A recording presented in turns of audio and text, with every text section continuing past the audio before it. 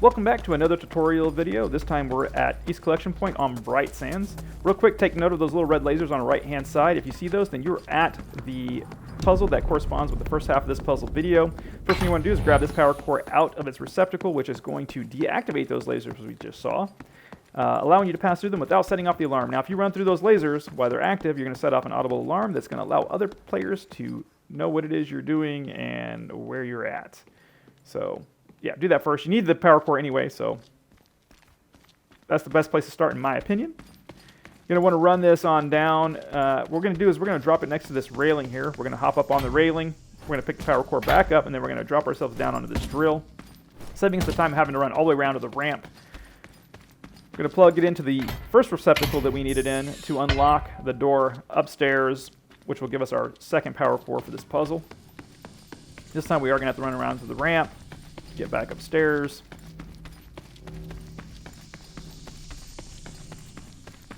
See, now the door is unlocked. We now have access to our second power core we need for this puzzle. We're going to grab this one.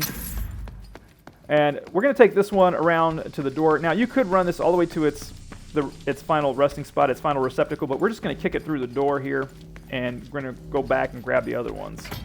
I do this to minimize the amount of time I spend passing back and forth in front of that big entrance there. The less time we can spend going back and forth between that, the better off we are in the fact that we won't get seen and killed by somebody. But anyways, we got to grab this one. You see that shield up there? Once we grab this one, it's going to deactivate that shield upstairs, giving us access to the third and final power core we need for this puzzle. We're going to do the same thing with this one. You don't necessarily have to do it this way, but I'm going to do it this way. I'm going to kick it through the door, and then I'm going to go back and grab that last one. Third and final power core. And this one we're going to take on to its final resting place, its final receptacle, and we're going to start with the receptacle furthest away from the loot room and work our way back, just so that when we put the last one in, we're as close to the loot room as possible. That one goes there. You don't have to put them in any particular order in their final receptacles. I'm just doing it this way because like I said, I like to be as close to the loot room as possible when I put the last one in.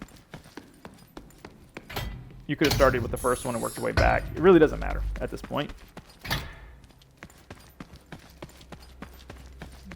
Third and last one going in, which unlocks the door. Now, if you've watched my other videos, you know that I wait for the door to open and then I press the button again to close the door immediately. Grab my miniature reactor.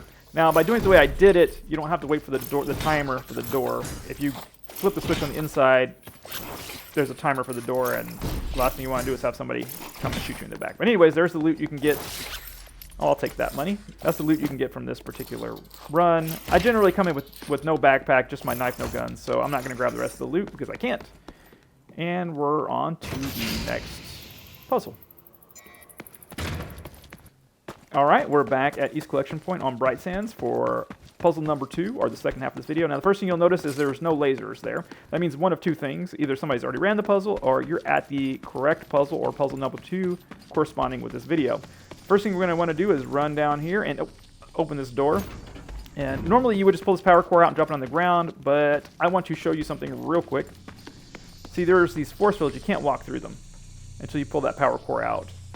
All right, that's why we didn't run through the door after we opened it. So you pull this power core out, drop it on the ground. That's going to deactivate those force fields or nullify them so that you can walk through them. And grab the second and third power cores we're going to need for this puzzle. Now what you're going to want to do is toss these as closest to this closed door as possible. The door closes automatically. I didn't close that door. It's just part of the puzzle. All right, so kick that there, and then you're going to flip the switch. And when you flip the switch, the door is going to open. You're going to want to try to get those cores out of the door as quickly as possible. If you don't manage to get them both out, you can just reopen the door again. It's not a big deal. See, I didn't manage to get it out. Sometimes I can get it out in time, but you're just going to flip the switch again. Door opens, grab the second core. Now we're going to run this one on down here. We're probably going to kick it through the door here real quick, and then go back to the other ones, minimizing the amount of time we spend in front of that open entrance. And nope. Okay, so in this case, that back door is open, and I want to close it. So I'm going to drop this one off in its receptacle, and I'm going to close this door. Just this way I can hear if somebody comes in behind me. Now normally I would have took that power cord and I would have ran it all the way around to the back side and put it in the receptacle furthest away from the loot room, and I would have worked my way back. But I saw that door open. I don't like that. I like to know if somebody's coming in behind me. So we'll grab this next power core. And this time we're going to run and we're just going to kick it through that doorway. And then we're going to come back for the third and final one. I don't like walking in front of that open entrance right there. I try to avoid it as much as possible, or at least minimize the amount of time I spend walking back and forth in front of it. So we're going to grab this third and final one. And we're going to run this one all the way around to that very far backside receptacle. You don't have to put these in the receptacles in any particular order. Normally I would start in the back, work my way close to the loot room, but didn't work out this time, so... Oh, didn't go in. All right, get in there. Okay, there we go. All right, and then we're going to grab the third and final one, drop it in that last receptacle, and we'll have access to the loot room.